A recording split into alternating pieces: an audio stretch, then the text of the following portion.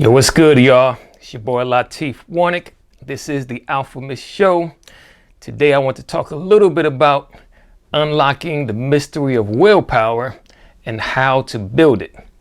As usual, if you like this video, I'd love for you to like it, subscribe, share to your friends and your circles. That's going to help us grow, and that's going to help us create better, good content that's going to be helpful to you, because our goal at the end of the day is to help transform lives and build you all into the kings and queens that you were meant to be. All right. So willpower, what is it exactly? All right.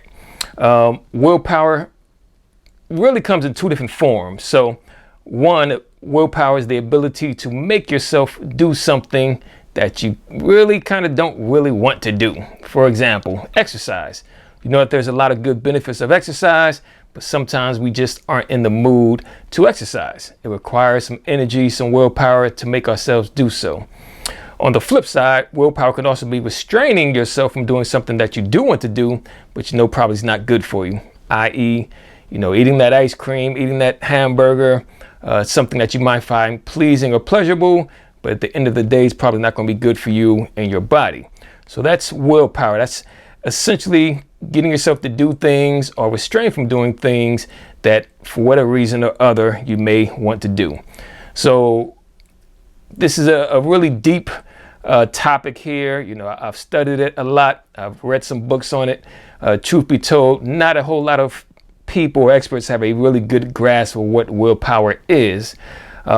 For me, you know, my history goes back into the science and study of yoga. So a lot of my teaching stem from my lessons in learning yoga and understanding what that means. So for me, I start off by saying willpower really is a result of we are spiritual beings. And as spiritual beings, we are not used to having this heavy bag of flesh and bones, so to speak. So to give you a good analogy, let's say someone's really good at basketball, you know, whatever their numbers may be, they get triple doubles every single game. Now imagine if I strap a 50-pound sandbag onto that person's body. They're not going to be able to get the same type of performance that they normally get without that sandbag. All right. So willpower essentially is really the dynamic or the conflict that is created by us being spiritual beings being housed or identified with these physical forms. You are not your body, you are not your flesh, and yet because the soul resides in the body, so to speak, we identify with this form, and this body can feel like a heavy weight at times, and the physical form has its own interest and the spirit has its other interests. If you study scripture or the Bible, it says, you know, the spirit is willing, but the flesh is weak. So this is kind of the tug of war that we all grapple with to some greater or lesser degree. I believe that pretty much we all have some challenges. Some are bigger or more detrimental than others. You know, if you're dealing with drugs, substance abuse, alcoholism, those are big things, big challenges that you're coping with that, you know, may be difficult to overcome with simply using willpower. And while I'm on that point, that's a good point. You know, strengthening willpower sometimes by aligning yourself with other people helps to empower your willpower, because we tend to hold ourselves more accountable. So again, willpower really is that ability to make yourself do things that your intelligence, your wisdom tells you that you should do, i.e., eat healthy, exercise, you know, work hard, things of that nature. And then likewise, the flip side of that coin is refraining from doing things that we might find pleasurable to the senses, but really at the end of the day is not good for us. You know, eating that ice cream, eating those cookies, you know, indulging in different drugs and substances that will at the end of the day have a negative effect and detrimental effect on your body. So this is where willpower comes into play. All right. I'm going to take a little bit of a tangent here. I'm going to talk a little about something called the gunas. This is a concept that is found in yoga, Eastern teachings. It essentially says that there are three types of qualities that we deal with, forces or energies, if you want to call them that, in life. Those are called sattvic, rajasic, and tamasic. Sattvic are qualities that bring us closer to God or spirit, increases our awareness, our spiritual development, growth, or evolution. Tamasic are essentially those qualities that are, degrading, pulls us down more to the physical plane, sensory enjoyment and pleasures. These are things that, tie us more to the flesh. And then the rajasic qualities are essentially those qualities which are kind of neutral, but they're stabilizing qualities that can ultimately go either way. All right. So again, I believe we are spiritual beings, and, being in this physical form, this flesh, can be very burdensome to spiritual beings that tend to know their nature to be something different and other than what the physical form reveals to them in the mirror. All right. So that's, again, where this struggle of willpower comes in. So there actually are some different types of willpower. So I'll start with the first one that pretty much everyone is born with, and it is a automatic will, or a automatic physiological will, meaning, a baby is born. It doesn't have to be taught how to suck or to eat. It's just something that's inherent in the cells of the body, and it just happens automatically. You come out, you're hungry, baby needs to be fed. The baby doesn't consciously make a choice to say, I want to be fed. It just knows it's automated. It's biological, it's physiological. This is willpower on the most basic levels, and we all have that degree of willpower to some greater or lesser degree. You don't have to think about digesting food. You eat it, you put it in your mouth, your body kind of takes over and does the rest. Excretion, of course, is another one of those biological bodily functions, and just happens automatically in most cases, unless, again, there's some sort of health challenge that you're dealing with. Then the next level of wills is blind will. Blind will, again, is certain things that we do without really having to think about it or being taught it. Using the bathroom, you don't really have to think about it. Something like lifting the toilet seat, again, just blind will. We automatically do it. It does require some degree of subconscious thought, but not a lot. And it's not really guided by anything in particular, just essentially born out of necessity. All right. Then the next level of will is actually thinking will. This is where we actually start to make conscious choices about, how we're going to spend our days, how we're going to spend our hours, what do we want out of life, what do we want out of the future. Thinking will, choosing who to marry, whether or not to have children, what field or career to go into. This is where thinking will comes into play. It can be just simple, small decisions you make throughout the day of, food choices for breakfast or lunch or dinner, whether or not to exercise, whether or not to, put in extra work today or overtime. This is where thinking will comes in. So thinking will is a next level or higher level of using your willpower and exercising it. But the key here is that everyone that may be using thinking will may not be using that willpower to make the smartest and best choices. Okay. All right. So, it may require thinking will to go, rob a bank or, rob a store or something. Yes, you have to think that out. You have to make plans. The goal is obviously to try and get away with that, but it's probably not the smartest choice to make. And, again, I don't want to go off on too many tangents, but I do believe in a concept called karma. So you may be using your thinking will to achieve certain goals, but in the same breath, every choice you make, for every action, there's a reaction. For every cause, there's effect. So thinking will, in order to graduate to the next level that we call divine will, requires the development of wisdom and intelligence. All right. So divine will ultimately is what we call spirit or God's will. All right.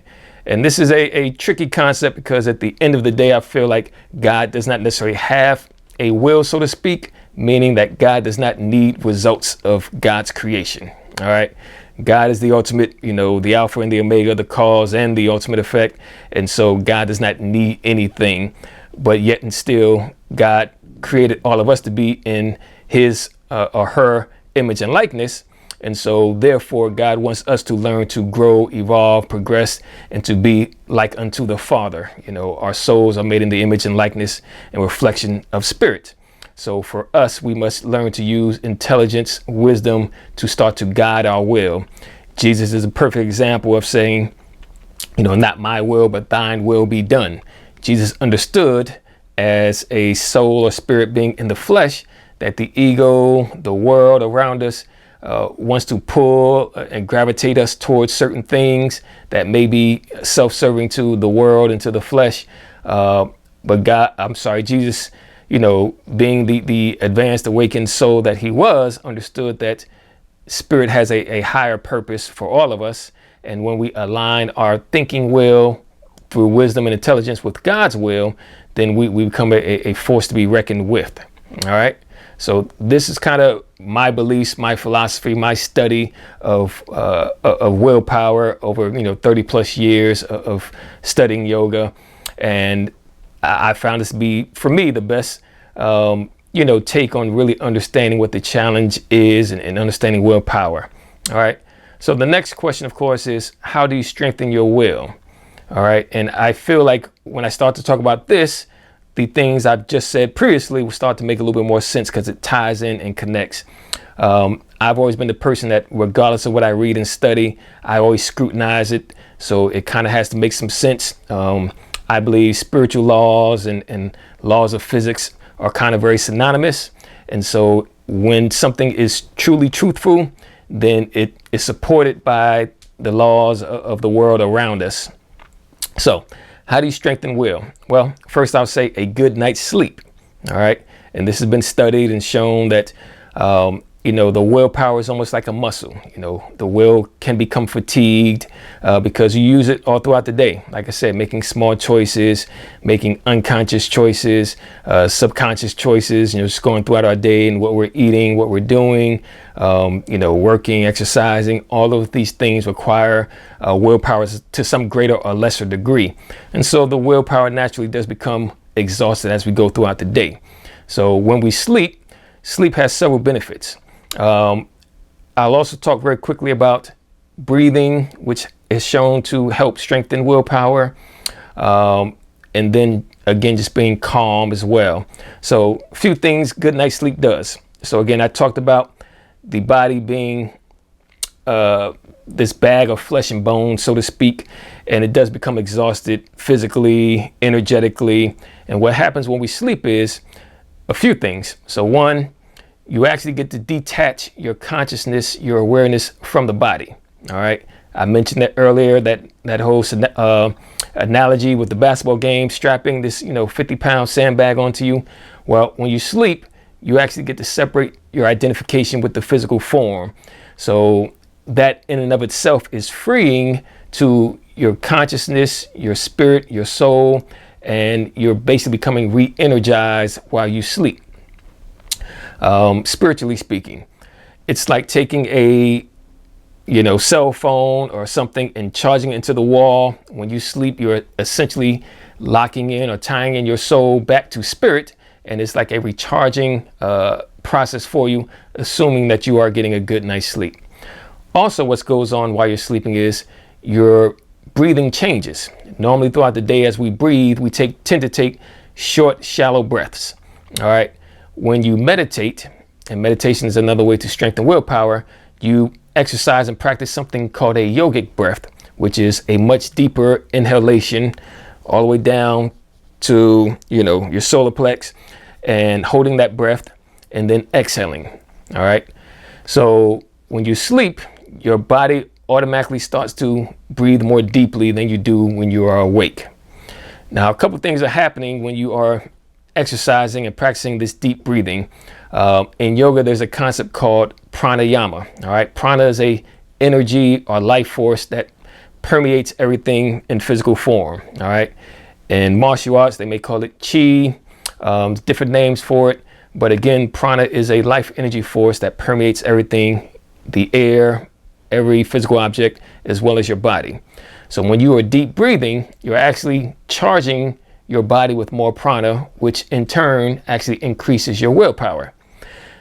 The prefrontal cortex has been most directly correlated to people exercising willpower, which again is at the front of the brain, but also is tied to what we call the third eye, which corresponds to chakras. Again, that's a whole conversation for another topic, but all of these things work together to align your sense of awareness, your sense of presence, and your willpower. When you practice deep breathing and, meditation has actually been shown to increase the gray matter in the brain, which in turn helps to increase your willpower, again, because it's like a muscle. You can actually exercise this muscle, this willpower, by, again, getting good night's sleep, by practicing deep breathing or pranayama, as well as, you know, meditation, which again goes hand in hand.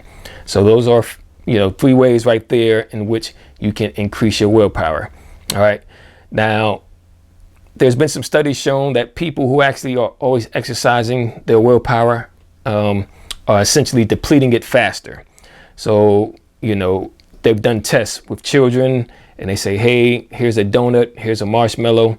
They'll put that kid in the room and say, hey, if you do not eat this marshmallow or donut right now, when I come back, you'll actually have 2. And they show the kids kind of struggling to resist. Some kids can resist it.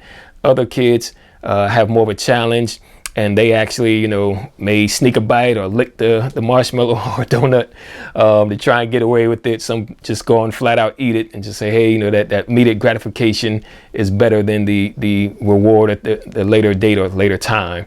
All right. But when they ask the children, you know, what did you do to resist eating the donut or the marshmallow? Some of them would cover their eyes or turn around and distract themselves and play or do something else to take their attention off of the prize. And by doing so, they actually lessen the need to exercise their willpower. All right. Because they're not focusing on the temptation. So when you're focusing on that temptation and part of you is craving that donut, that marshmallow, that willpower is being exercised to restrain yourself from using it. Remember, I talked about willpower, making yourself do something you may not want to do, as well as restraining from doing something that every sense in your body is craving for you to do. So what you can do to not always have to, you know, yes, you want to strengthen your willpower, but also you want to do things to not always have to exercise and use your willpower. And part of that is what I call a Jedi mind trick, removing the temptation from yourself. All right.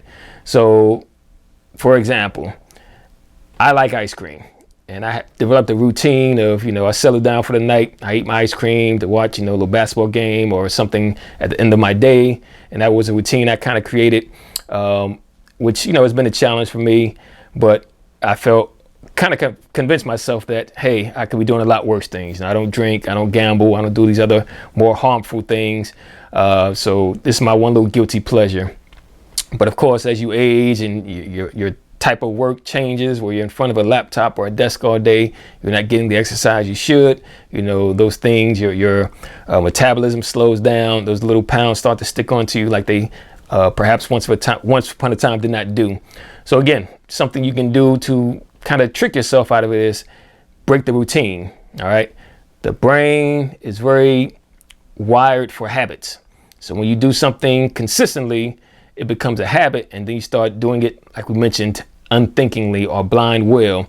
You know, driving home from work, you don't really require a lot of conscious thought, because you do it so many times, you kind of know the path to take, and you, for the most part, can do it unthinkingly or using your blind will. Again, certain habits, like indulging in certain sweets or behaviors that may not be totally beneficial to you, can become very habitual. And so something you want to do is kind of break those habits. So if you stop by the bar on the way home, you know you have to disrupt that by changing that behavior. Likewise, if you know a certain time of day or evening, I indulge in certain snacks I probably shouldn't, again, break that habit. Instead, maybe go for a walk in the evening time, or maybe that's the time where you do want to get your exercise in, or maybe, you know, call, you know, mom, dad, someone you love, and have conversation with them at that time of night that you may be normally indulging in certain behaviors that you become habituated to, that you want to disrupt and break. So that's, again, kind of using your intelligence, your wisdom, your thinking will to change certain behaviors and break certain patterns. Something else you can do throughout your day, like I mentioned, you know, in the morning, your will is typically going to be the strongest. That is probably the best time to, you know, do the difficult things. So start your day off by getting that exercise out the way, you know, doing that difficult, challenging project you may have to get done, because your willpower is strong at that point in time. So again, just being smarter in how I use my willpower and getting the things I dislike the most out of the way first, so that as the day progresses and my willpower perhaps starts to diminish, I'm not requiring as much willpower to get certain things done. I mentioned that, you know, getting a good night's sleep is helpful to strengthen your willpower. Something else you can do, because like I said, your willpower is the strongest in the morning. By the afternoon or something, if that willpower is starting to diminish and you're starting to be tempted by, you know, poor lunch choices or whatever else, you can disrupt it by taking a nap. What's going to happen when you take that nap? You're actually going to, again, do the deep breathing. You're going to separate your consciousness, awareness from the body, which is going to re-energize you. And again, that can be a way to kind of disrupt your day, and one, to strengthen your will, but then also in the same effect, be smarter in how you're making choices, so it does not require as much willpower to get those things done. All right. So again, talked about a few good things there. Getting a good night's sleep, practicing meditation, you know, that's going to build that prefrontal cortex, sorry, tricky word there. The deep breathing, again, aligned with pranayama, which is a life force, which is energy that we all use, whether we know it or not, throughout the day. Doing the hard things first in the morning, getting them out the way, you know, taking a nap throughout the day if you need to. You know, again, what I call using a Jedi mind trick, outsmart yourself to, if you recognize, you know, hey, if I have these desserts in the house, if I have these whatever sodas in the house, don't buy them. You know, make it more challenging for yourself to go get it. So instead of buying a, you know, 2-liter soda because it was on sale, or 6-pack, do not put them in your home, because it's going to be more challenging to resist that and use that willpower that may not always be there when you need it to. So make it a little more difficult for yourself. Say, okay, I'm not going to buy these things in the house. Maybe I'll only indulge when I'm going to a restaurant, or maybe I'll make myself get in the car and drive around to the corner store to get one drink when I just feel like I just have to have something. But again, you're not going to probably do that all the time, because that's challenging and difficult to get in your car, take that time to, you know, burn gas and whatever to indulge in that thing. So again, just being smarter, locking certain things away from yourself if you have to, but changing those habits and those behaviors will really help you. So willpower is a much deeper conversation. We could dive into it more, but I think for this you know, video today, we've touched on a lot. Hopefully you got some good information out of that. Something I will do, I want to encourage people to like this video, to subscribe, to share it. I will randomly pick a person to get a free copy of this book. The Golden Egg talks about some 10 quantum principles for, you know, finding greater success in your life. Does talk a little bit about that willpower and that presence that we touched on here today. So again, I thank you for chiming in. The Alpha Miss Show, Latif Warnick signing off. Be blessed.